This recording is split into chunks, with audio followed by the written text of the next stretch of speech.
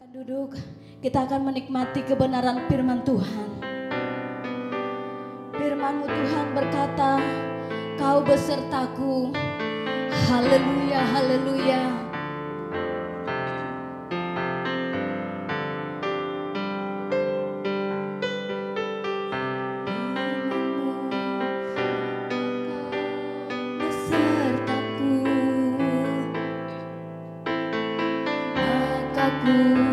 Kuat roh dan jiwaku, tangan-Mu Tuhan selalu ku nantikan, di setiap langkahku percaya, firman-Mu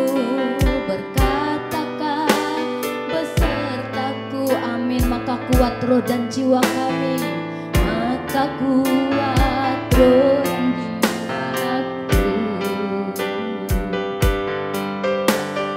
Tangan-Mu Tuhan selalu ku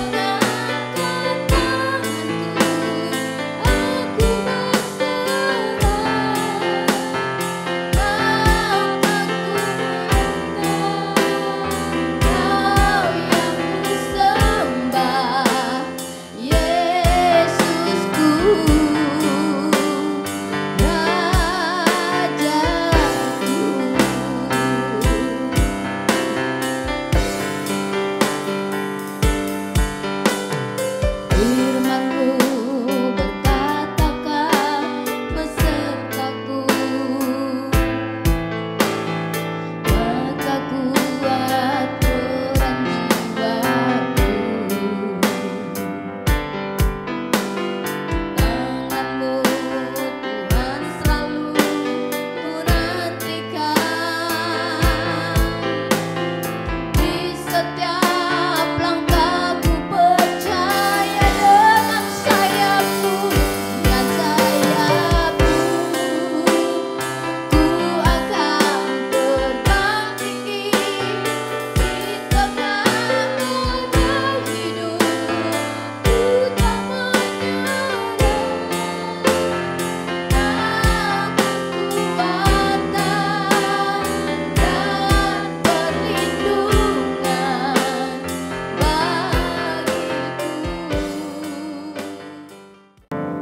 Benar Tuhan, kami sangat percaya Engkau sudah ada bersama dengan kami.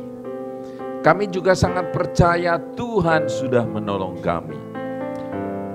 Tuhan tahu yang terbaik untuk memenuhi kebutuhan kami.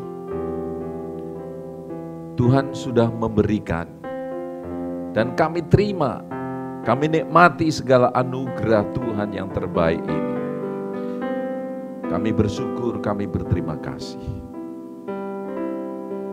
Engkau sudah ada dan kami yakini, kami percayai. Hati dan pikiran kami sungguh terarah, terfokus hanya kepadamu. Sekalipun keadaan dunia ini tampaknya tidak menyenangkan dan menakutkan, juga tidak memberikan kepastian. Tapi Tuhan berkuasa atas keadaan, Tuhan berkuasa atas hidup kami. Karena itulah kami percaya penuh kepadamu. Tuhan mendatangkan kebaikan bagi kami. Terima kasih Tuhan, kami yang ada di rumah maupun yang ada di tempat ini siap menerima firman-Mu. Berbicaralah kepada kami dari hati ke hati, nyatakanlah isi hati-Mu. Kami percaya Engkau punya berita yang berkuasa, yang terbaik bagi kami. Untuk membawa kami fokus hanya kepada Kristus dan membangkitkan semangat dan iman kami. Kami terima semua berkat-Mu. Dan Tuhan Roh Kudus, tolong kami semua yang di sini maupun yang di rumah masing-masing memberikan kemampuan untuk mengerti setiap firman yang ditaburkan, yang dibagikan hari ini. Berbicaralah, kami siap untuk menerima firman-Mu. Sama-sama katakan, amin. Puji Tuhan. Silakan duduk Bapak Ibu semuanya. Dan untuk yang di rumah, silahkan mencari tempat duduk yang nyaman sambil menikmati kopi, ya, kue-kuenya. Kita yakini, kita percaya bahwa Tuhan hadir di rumah kita masing-masing. Tuhan ada di dalam hidup kita dan Tuhan sedang bekerja luar biasa menyediakan berkat yang terbaik bagi kita semua. Amin. Baik Bapak Ibu Saudara, tema hari ini masih melanjutkan ya khotbah seri. Kalau minggu kemarin Pastor Selby sudah berkhotbah ya Kristus adalah akhir hukum Taurat.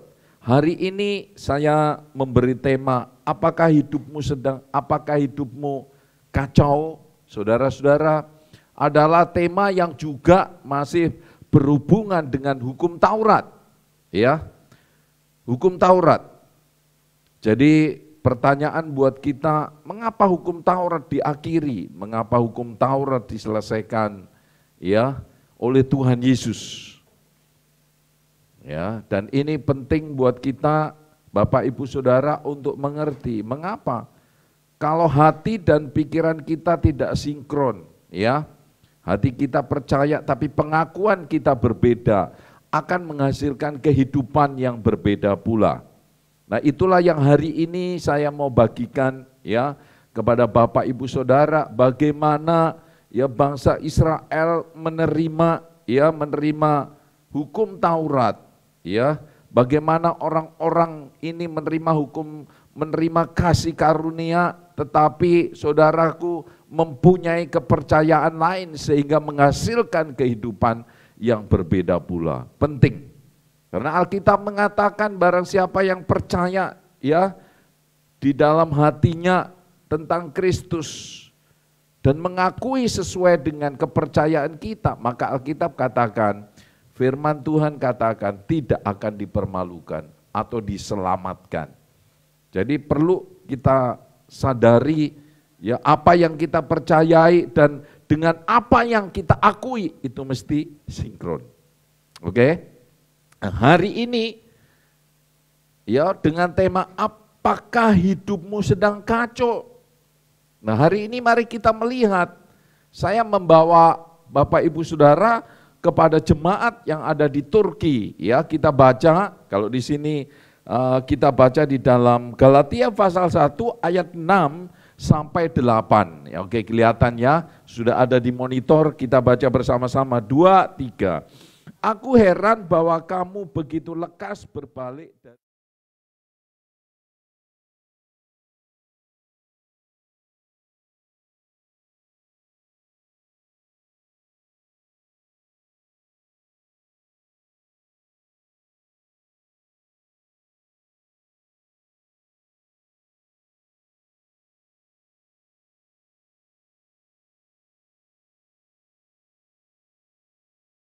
memberi tema berangkat dari ayat ini, mengacaukan kamu. Oke? Terus, hanya ada orang yang mengacaukan kamu dan yang bermaksud untuk memutarbalikkan Injil Kristus.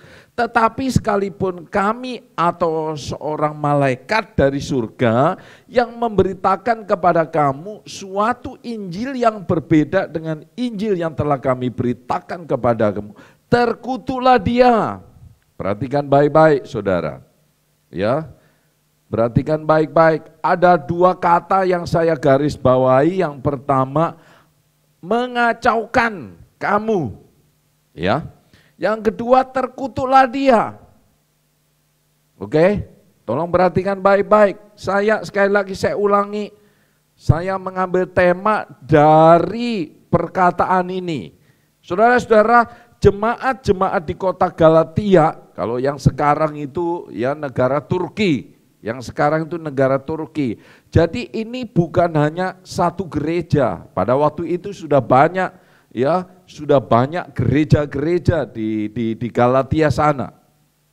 Nah, surat ini ditujukan kepada orang-orang jemaat yang sudah menerima, ya, sudah percaya, sudah menikmati kasih karunia Tuhan Yesus Kristus. Saudara-saudaraku, tapi hidupnya menjadi kacau. Ingat tadi, hidupnya dikacaukan, ya, oleh orang-orang yang membawa Injil lain, katanya begitu. Sehingga hidup mereka, ya, bukan hanya kacau, tetapi juga dibawa kutuk. Kenapa? Karena berbalik dari Kristus dengan mempercayai Injil lain. Perhatikan Bapak Ibu Saudara. Mereka sudah hidup di dalam kasih karunia, tapi menambahkan kepercayaan yang lain, membuat hidup mereka jauh dari Yesus dan menyebabkan hidupnya tidak berfokus pada diri sendiri. Hidup jadi kacau dan dibawa kutuk. Ya. Nah, ibaratnya seperti gini. Ibaratnya sebuah kapal dinakodai oleh dua orang yang masing-masing nakoda ini mempunyai tujuan yang berbeda. Nah, akibatnya apa? Saudara, ketika satu nakoda mendayung ke sana, satu nakoda mengemudikan ke sana, apa yang terjadi? Kacau, terjadi kekacauan dan tidak mencapai tujuan. Nah, itulah yang terjadi pada jemaat di Galatia. Awalnya mereka itu menerima Kristus, dipimpin oleh Kristus saja, tapi kemudian ya menerima kepercayaan yang lain yang menyebabkan hidup mereka kacau. Saudara, perhatikan baik-baik, mempercayai kepercayaan yang salah menyebabkan hidup kita jadi kacau. Ya. Apakah hari ini hidup Anda sedang kacau? Saya mau tanya, situasi sedang tidak menentu. Ya. Ada kepercayaan apa yang menyebabkan hidup Anda kacau? Seperti yang dialami oleh jemaat-jemaat yang di Turki ini. Saudara, perhatikan baik-baik. Khotbah ini, saudaraku, akan membawa Anda bukan kepada situasi yang saat ini menakutkan. Ini enggak bisa dipungkiri apa yang terjadi saat ini. Orang bilang zona merah, zona hitam. Ya, ini harus terjadi. Tapi saudara, ketika kita berfokus ke situ, mengalihkan fokus kita ya dari Kristus kepada fokus keadaan ini. Lihatlah keadaanmu, hatimu. Kekacauan sedang terjadi. Dari kekacauan ini, saudaraku, menyebabkan imun kita menjadi turun dan kesakitan. Nah, mari saya mau membawa Bapak Ibu Saudara kembali fokus kepada Injil Tuhan kasih karunia. Amin. Bukan kepada dunia yang saat ini ya dengan berita kesakitan dan kesusahan dan kepahitan. Mari kita tidak fokus ke sana. Kita sudah tahu ini yang harus kita lewati, ya. Ini harus kita dengar, ini harus kita rasakan, saudaraku. Tetapi kita tidak mungkin terus tenggelam di dalam situasi ini. Amin. Amin Bapak Ibu Saudara yang di rumah. Karena itu pagi ini saya sampaikan bersama-sama supaya kita tidak terkapar oleh ketakutan diri kita sendiri, oleh kekacauan ini. Mari kita mau mengetahui, mari kita mau belajar, apa sebenarnya akar penyebab kekacauan yang dialami oleh jemaat yang ada di Galatia ini. Saudara-saudara, mereka adalah orang-orang yang sudah percaya, sudah menerima Kristus sebagai Tuhan dan Juru Selamat. Tapi saudara lihat, mereka masih mengalami kekacauan dalam hidupnya.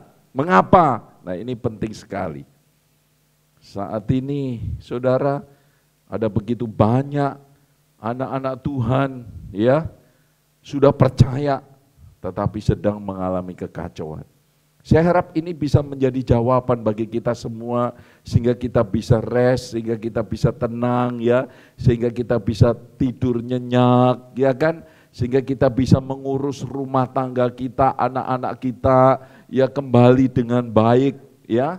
Kita tidak menjadi apa ya namanya ketakutan yang berlebihan, ya. Amin. Mari kita kembali, kita kembali kepada jemaat Galatia yang ada kita baca di dalam Galatia pasal 5, ya.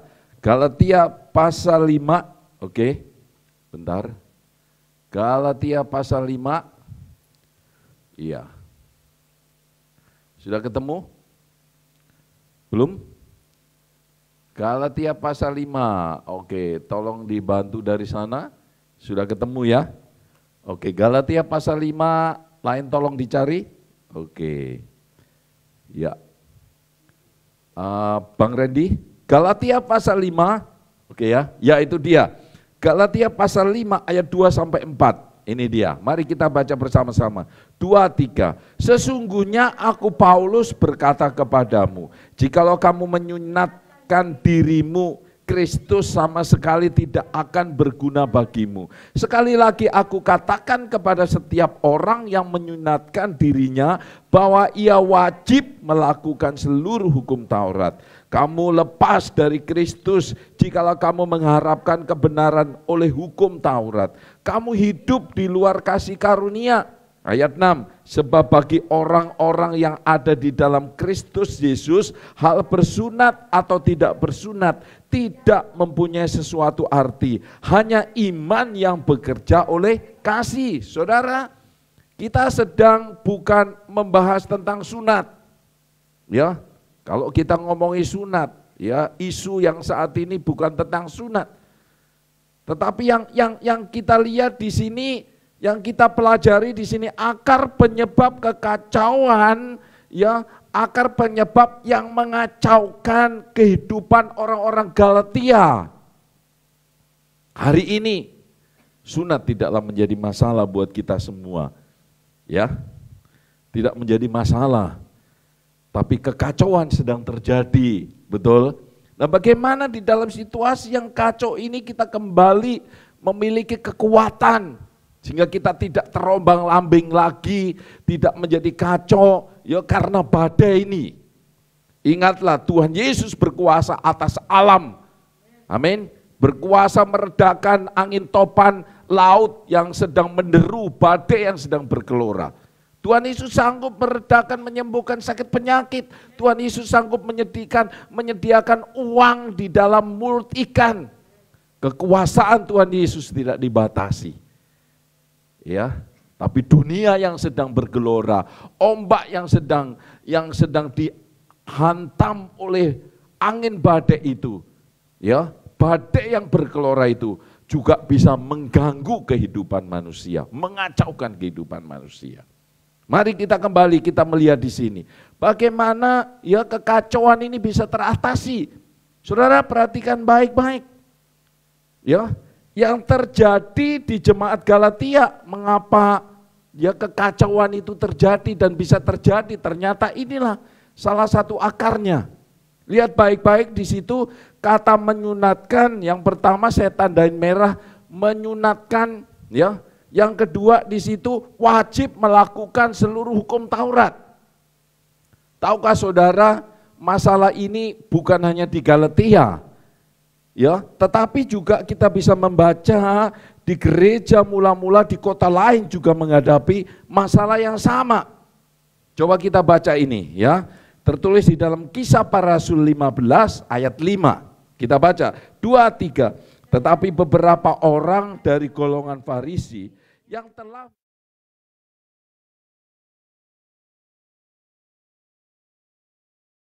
dan diwajibkan untuk menuruti seluruh hukum Taurat. Lihat ini baik-baik sekali lagi, ya kan? Ada kata-kata sunat dan ada kata-kata wajib, ya, melakukan seluruh hukum Taurat. Jadi Rasul Paulus katakan orang-orang di Galatia yang sudah percaya ini hidupnya menjadi kacau karena apa? Karena menerima sunat ditambah wajib melakukan seluruh hukum Taurat. Betul? Nah, inilah saudaraku akar penyebab kekacauan dalam kehidupan orang Galatia. Ya, kenapa? Karena menambahkan ya imannya, kepercayaannya itu dengan hukum Taurat gitu loh. Kemarin kita sudah mendengar Kristus datang untuk mengakhiri hukum Taurat. Saudara-saudara, ya, dan kita belajar, kita melihat ya, mengapa bangsa, mengapa orang-orang, mengapa anak-anak Tuhan yang di Galatia itu hidupnya menjadi kacau gelisah, ya kan, tidak tenang lagi. Ternyata di sini akarnya ya. Ternyata di sini akar persoalannya. Amin. Apa tadi? Sunat dan wajib ini. Wajib melakukan seluruh hukum Taurat. Ya. Ini menjadi pertanyaan buat kita semua. Mengapa mentaati hukum Taurat dianggap berbalik dari Yesus dan hidup menjadi kacau, ya kan? Sama dengan menaruh kutuk di atas hidup kita. Ingat tadi yang pertama di dalam Galatia tadi, ya. Mereka dikacaukan, ya. Mereka mengalami kekacauan dan menerima kutuk. Saudara perhatikan. Dan di sini kita sudah jelas mengetahui akar penyebab masalahnya, ya. Kenapa? Hukum Taurat. Ya. Nah, pertanyaannya buat kita, memangnya apa yang salah dengan hukum Taurat? Hukum Taurat juga pemberian Tuhan, berarti hukum Taurat itu adalah kudus dan benar. Betul? Jadi apa salahnya saya mengakui Tuhan Yesus lalu kemudian menambahkan hukum Taurat? Apa salahnya? Bukankah itu yang selama ini ya muncul di kepala kita? Betul? Lu apa salahnya? Ya kan? Kita sering mendengar seperti ini. Bukankah kita juga benar kita harus menghormati hukum Taurat? Nah itu apa salahnya saudara-saudara? Dan ternyata itulah yang menyebabkan kekacauan, itulah yang mengacaukan kehidupan orang Galatia. Gitu loh. Mari kita bersama-sama kita mempelajari supaya tahu, loh mengapa Tuhan Yesus mengakhiri hukum Taurat, kan begitu. Kenapa? Karena selama ini Bapak Ibu Saudara sepanjang hidup kita sampai hari ini pun kita masih mendengar pengajaran hukum Taurat. Betul ya? Itulah yang terjadi.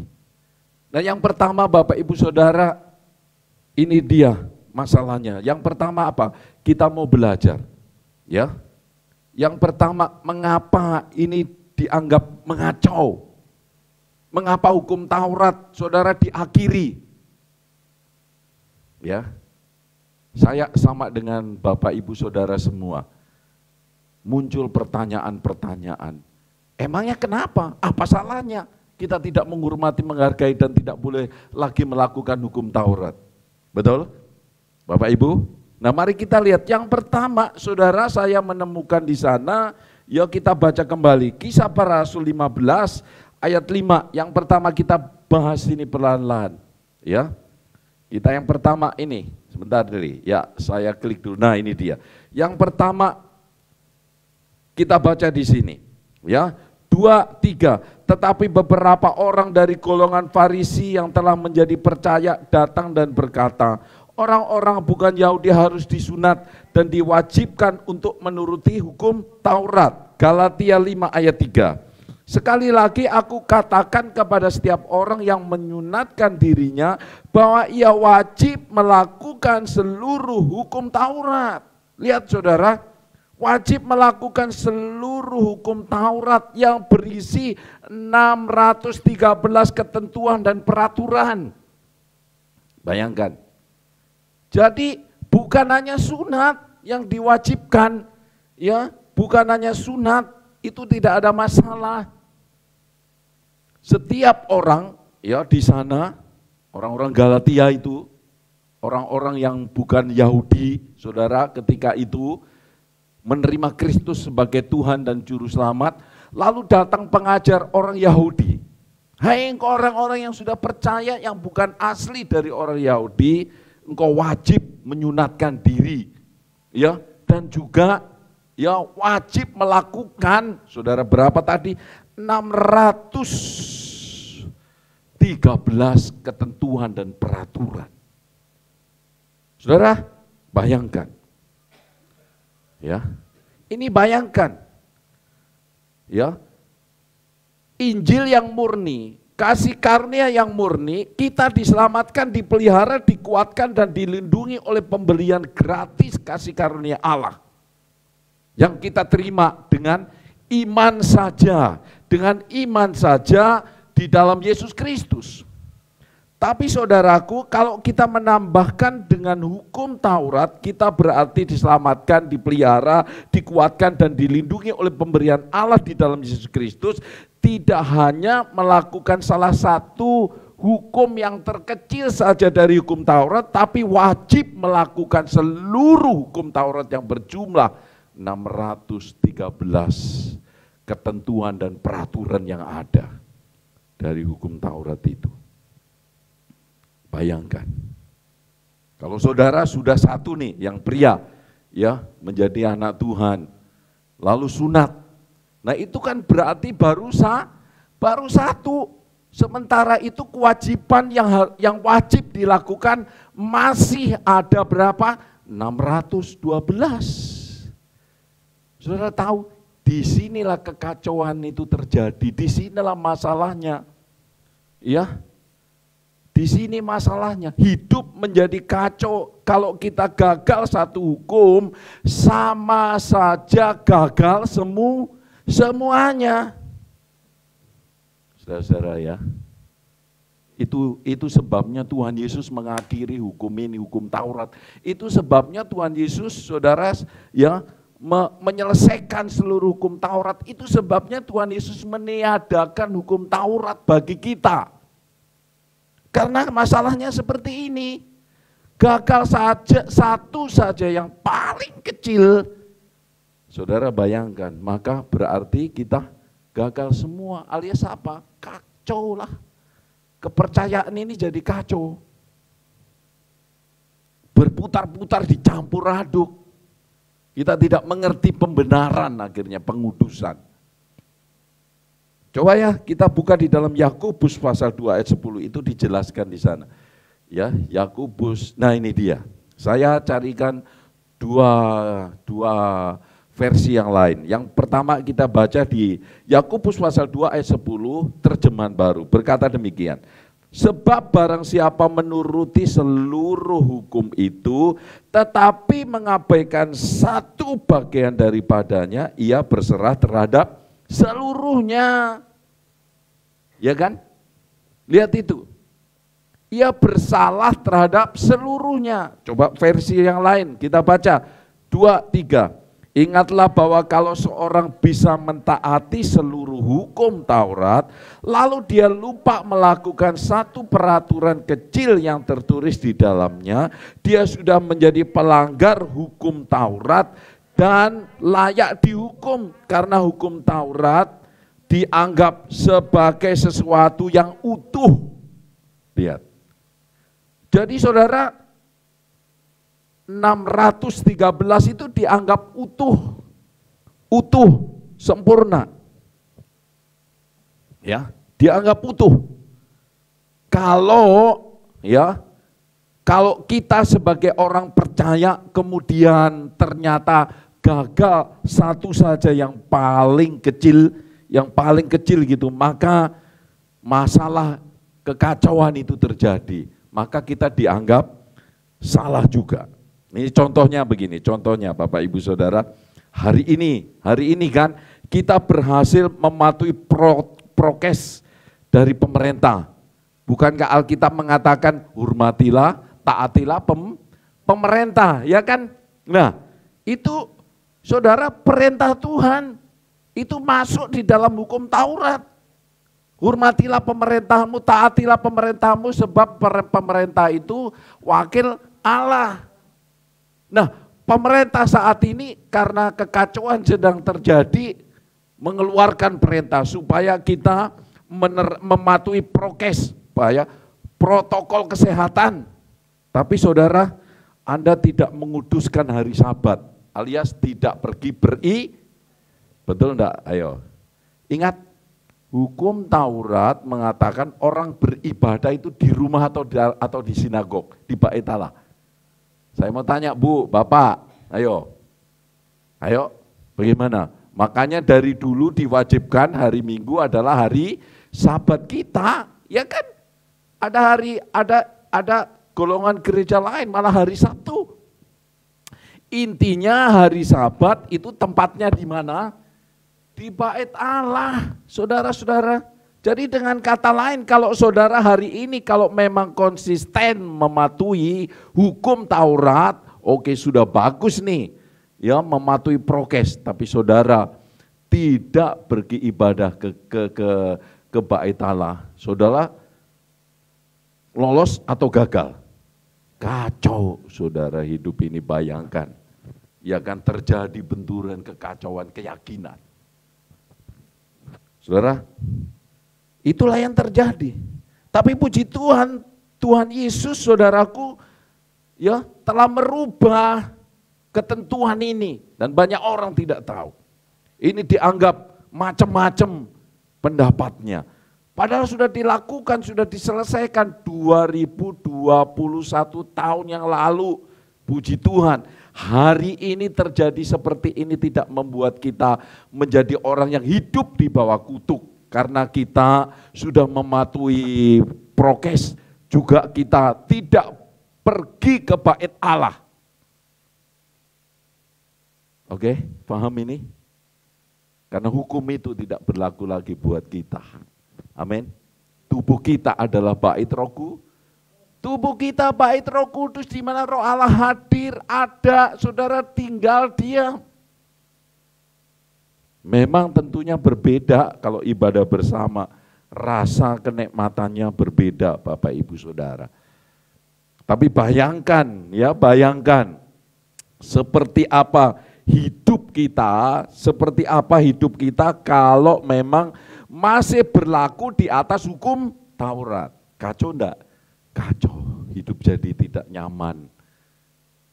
Dulu dikatakan kuduskanlah hari Sabat, ya kan? Sementara kemudian lihat itu di luar kacau kan?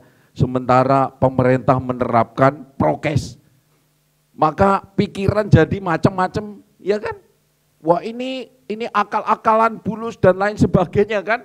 Muncul macam-macam pikiran negatif, tapi tidaklah demikian dengan kita, orang-orang yang hidup setelah salib Kristus.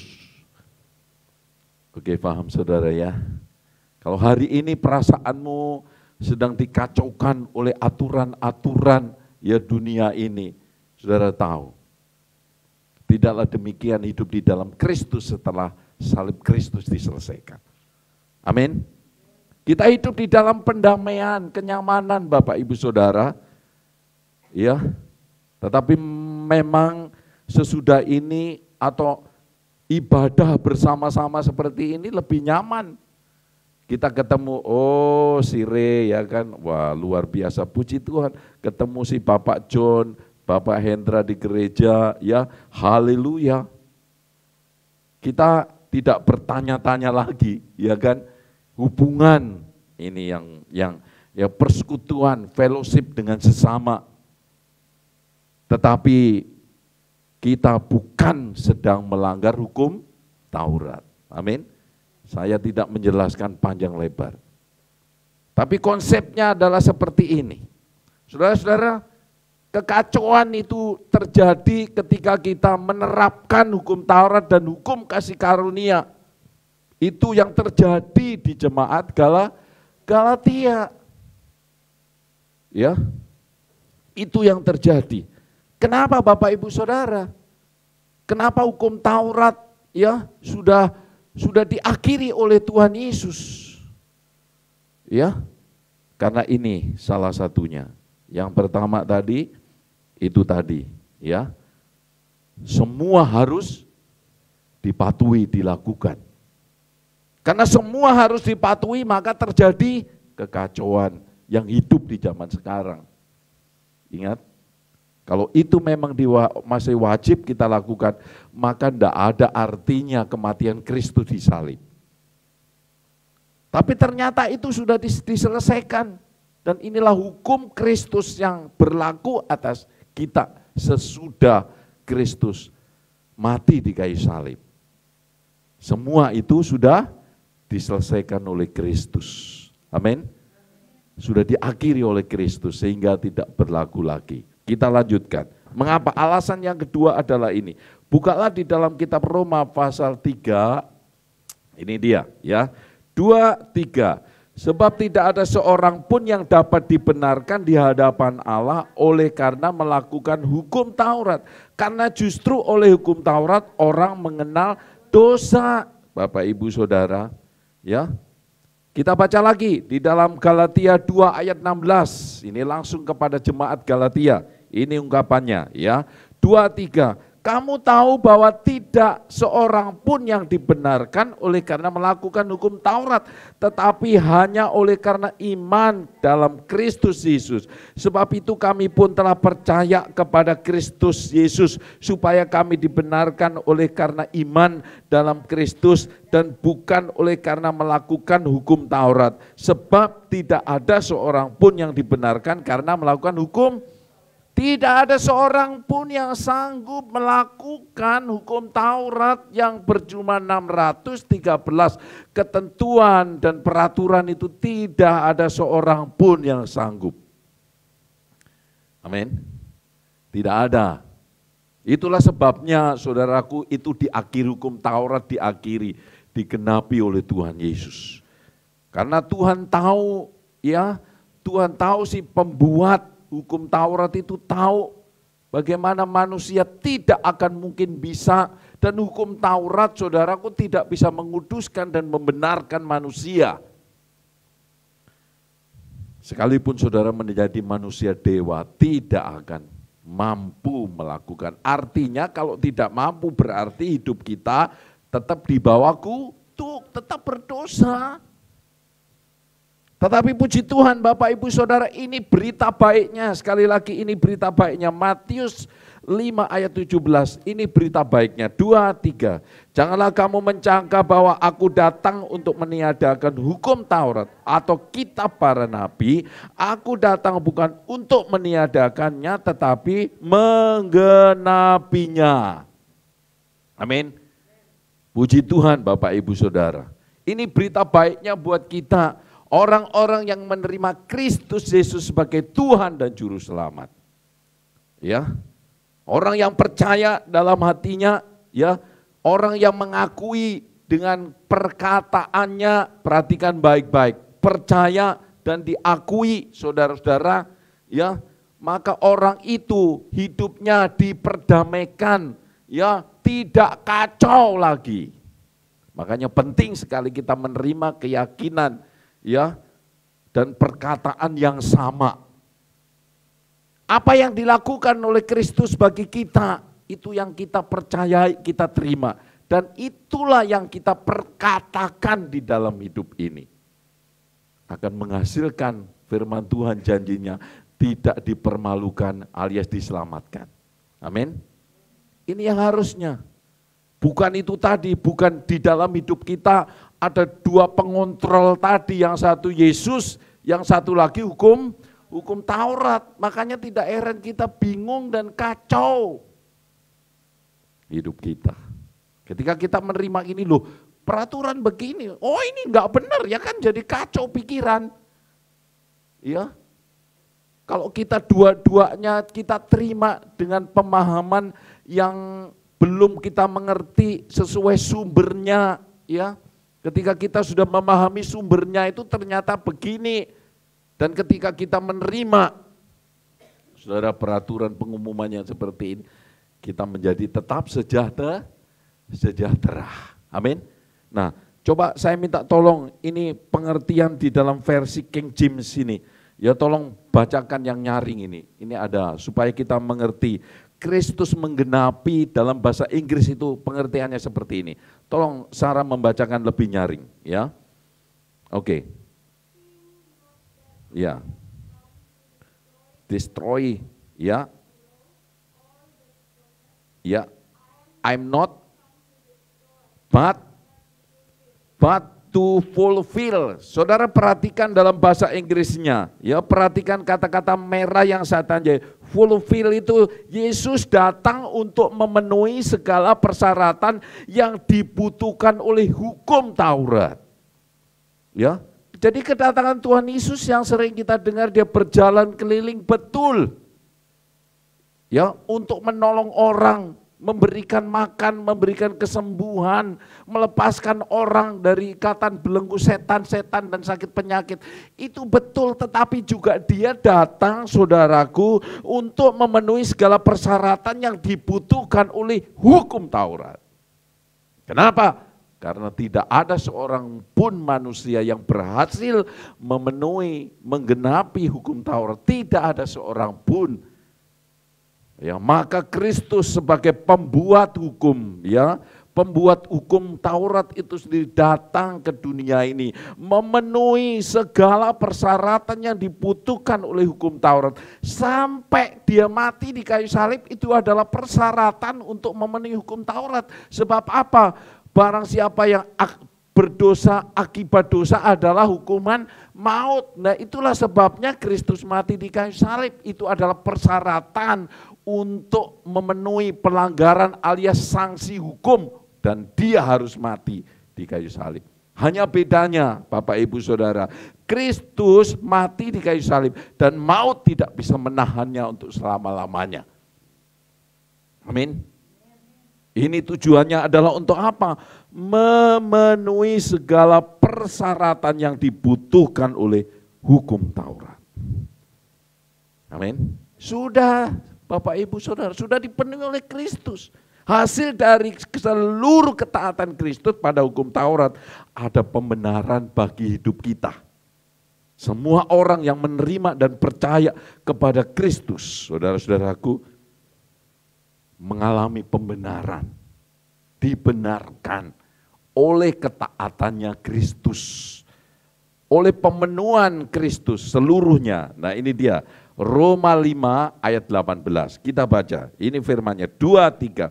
Sebab itu sama seperti oleh satu pelanggaran semua orang peroleh penghukuman, demikian pula oleh satu perbuatan pembenaran semua orang oleh pembenaran untuk hidup. Jadi dahulu di Taman Firdaus Adam tidak taat, Bapak Ibu Saudara, akibatnya apa? Oleh ketidaktaatan Adam itu, maksudnya dari ayat tadi, semua orang menjadi berdosa dan layak dihukum. Seluruh manusia tidak ada yang bisa mentaati perintah Tuhan, perintah Allah, hukum Taurat, sekalipun diberikan rincian ya dan ketentuan sebanyak 613 hukum itu, malah justru dengan hukum Taurat itu manusia semakin mengenal, semakin paham dan semakin berbuat pelanggaran. Gitu loh.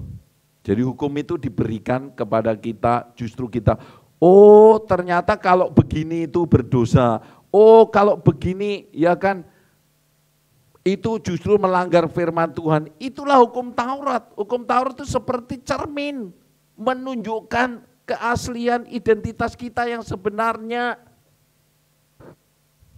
Ya. Kalau saudara mau tahu bagaimana hidungmu, alismu, kemana? Kan lewat cermin. Cermin tidak membohongi, tapi cermin tidak bisa membersihkan kotoran yang ada di muka kita, hanya menunjukkan. Itulah hukum Taurat buat kita. Menunjukkan, membuat kita semakin paham, semakin berbuat dosa. Dan kabar baiknya Bapak Ibu Saudara, Yesus datang menggenapi seluruh hukum Taurat dengan sempurna. Itulah sebabnya sebelum dia menyerahkan nyawanya di atas kayu salib, dia bilang, sudah selesai. Artinya apa? Artinya seluruh hukum Taurat sudah digenapi. Seluruh persyaratannya sudah diselesaikan. Nah, ini berarti Bapak Ibu Saudara, kekacauan sudah diselesaikan oleh Tuhan Yesus. Kalau hatimu hari ini kacau, jalan keluarnya adalah siapa? Tuhan Yesus. Milikilah kepercayaan di dalam hatimu dan pikiranmu sesuai yang kau percayai. Amin. Akan menghasilkan kesejahteraan. Bukan apa yang kita lakukan, tetapi apa yang dikerjakan Kristus, itulah yang menentukan hidup kita. Bapak Ibu, bukan keadaan ini yang menentukan hidup kita. Pembenaran Yesus itulah yang diberikan kepada seluruh manusia, sehingga setiap orang yang percaya, yang menerima, dibenarkan, saudaraku, hidupnya didamaikan, ditenangkan. Amin. Itu pentingnya. Karena itu sekarang, mengapa kita masih membutuhkan hukum Taurat kalau membuat hidupmu kacau? Ya, paham? Amin. Kristus sudah datang. Buang segala sesuatu yang membingungkan dan mengacaukan hidupmu.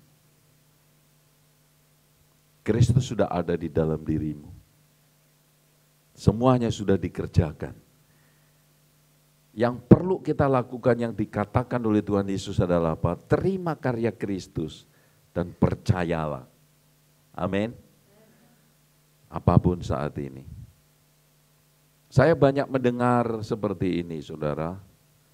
Ketika seseorang sakit kena corona, orang itu mengklaim, menolak, ya, mengusir, itu juga baik, tidak masalah. Tetapi kita perlu kita memahami, mengerti juga. Ya.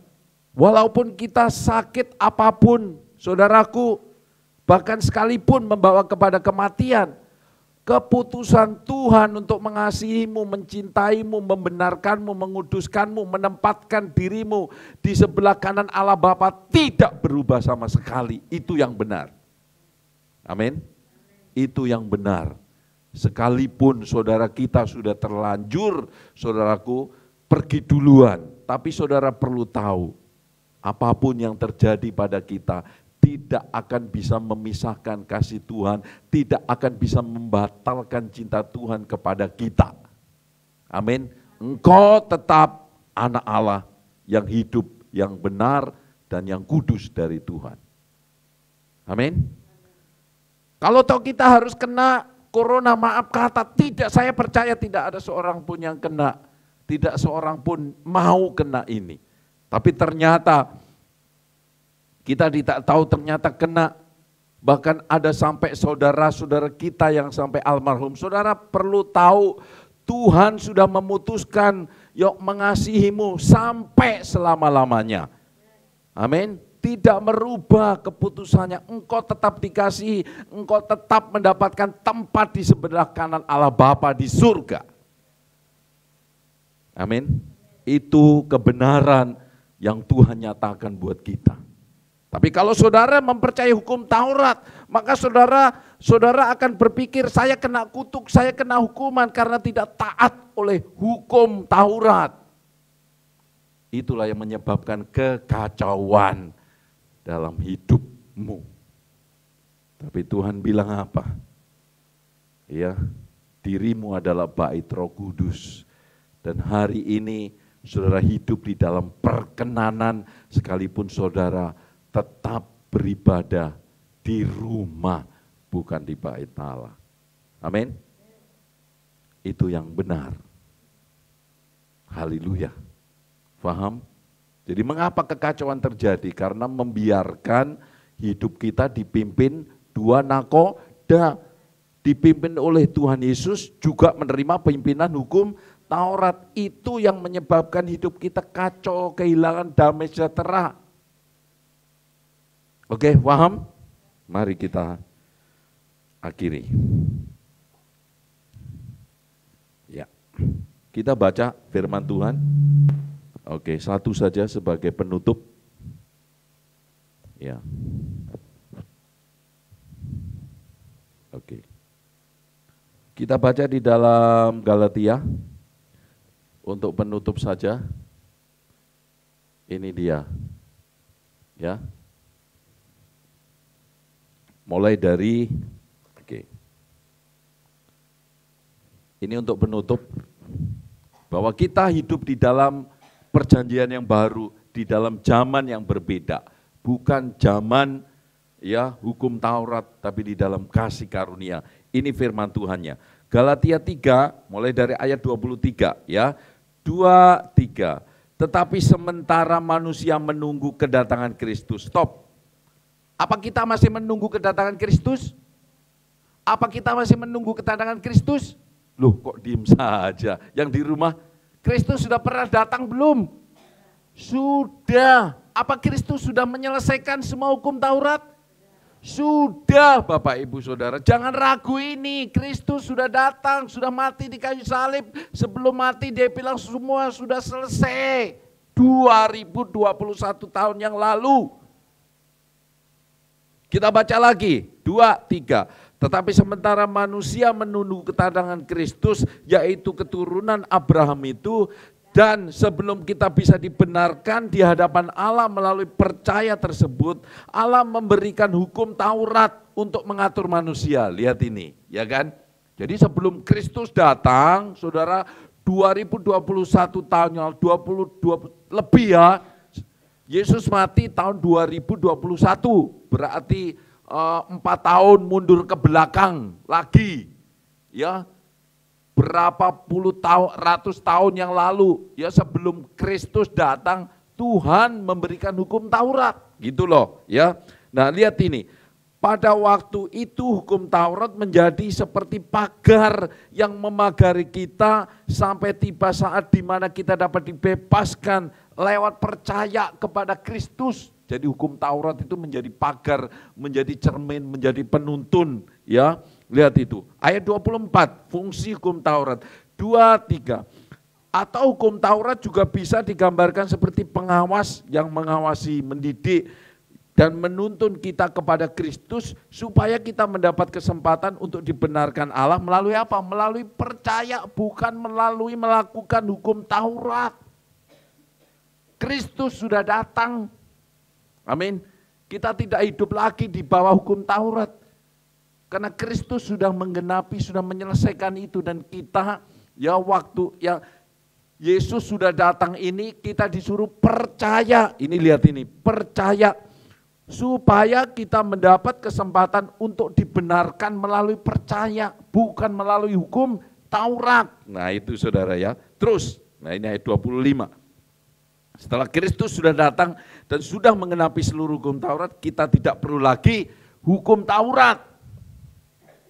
Ini dia firman Tuhannya. Saudara jangan bingung, ini bukan perkataan pendeta, ini perkataan firman Tuhan sendiri, ya.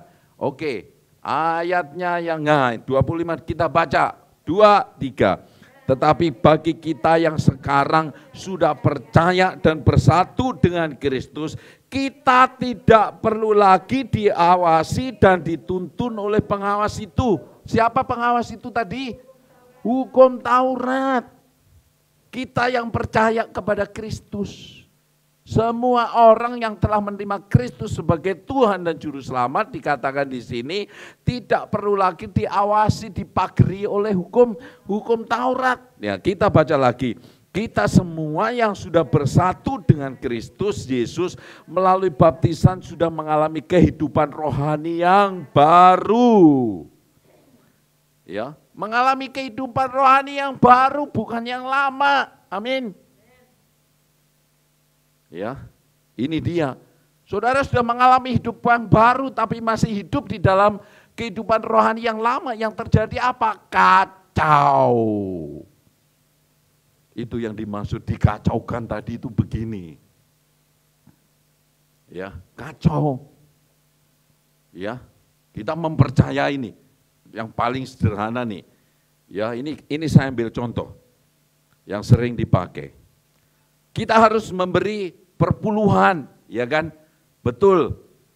Lalu ketika orang tuamu susah, ya kan, membutuhkan uang untuk berobat, apakah kita harus mengatakan, maaf Mak, uangku hanya untuk perpuluhan, jadi enggak ada lagi. Bagaimana dengan saudara kalau seperti itu? Apakah itu hukum kasih? Membiarkan orang tuamu tergeletak, sementara membutuhkan pertolongan, lalu kemudian engkau mentaati hukum Taurat dengan membawa perpuluhan itu? Masih ingat bagaimana Tuhan Yesus ketika berjalan di dunia, murid-muridnya pada kelaparan. Lalu kemudian ketika ketemu ahli hukum Taurat dikatakan, kenapa murid-muridmu itu makan gandum di ladang gandum di hari Minggu? Tuhan Yesus bilang apa? Bukan mentaati hukum dan memberikan kurban persembahan, tapi yang Tuhan mau adalah belas kasihan. Ingatkah kamu bagaimana kelompoknya Daud itu ketika dikejar-kejar, ketika kelaparan, masuk ke dalam bait Allah, ke rumah Allah? Bukan hanya Daud yang makan, yang dikasih makan oleh imam, tetapi roti-roti persembahan di rumah Allah itu diberikan kepada teman-temannya. Kenapa? Belas kasihan itulah yang dimaksud oleh Tuhan. Saudaraku, itu yang dimaksud oleh Tuhan. Ya, itulah kehidupan rohani yang baru yang dikatakan di sini. Kehidupan rohani yang baru itu maksudnya. Kita hidup di dalam kehidupan rohani yang baru, bukan kehidupan rohani yang lama. Kenapa kacau, kenapa tambah ribet, kenapa kita tambah pusing, kenapa? Karena mencampur adukkan rohani yang lama dengan rohani yang baru. Amin. Oke. Tuhan tidak menghukum dirimu dengan corona. Corona itu harus ada, saya tidak mengerti. Tapi dengan kenaknya corona tidak merubah keputusan Tuhan yang sudah memutuskan mengasihimu sampai selama-lamanya, yang sudah memutuskan mengangkat dirimu menjadi anak Allah, menjadi orang benar, orang kudus, sekalipun engkau diinggapi corona yang bernama Delta, yang bernama apalagi itu, tidak akan merubah. Kasih Tuhan tidak dibatalkan oleh Delta, oleh apa yang namanya corona itu. Dia tetap mencintaimu, mengasihimu untuk selama-lamanya. Amin. Itulah kehidupan hukum rohani yang baru buat kita yang sudah bersatu di dalam Kristus. Ya, malahan ya kita baca lagi. Seolah-olah sifat Kristus sendiri, lihat ini kan, seolah-olah sifat Kristus sendiri membungkus kita seperti pakaian baru dan melalui percaya penuh kepada anak Allah, kita semua menjadi anak-anaknya, seolah-olah sifat Kristus sendiri, saudara-saudaraku. Amin. Seolah-olah sifat Kristus, bukan sifat kita. Ya, kita enggak. Saudara, memang kita harus menunjukkan sebagai anak Allah, tetapi bukan berusaha untuk mematuhi hukum Taurat supaya kita dibenarkan.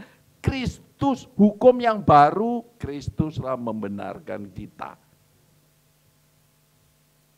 Amin. Puji Tuhan. Kita akhiri sampai di sini.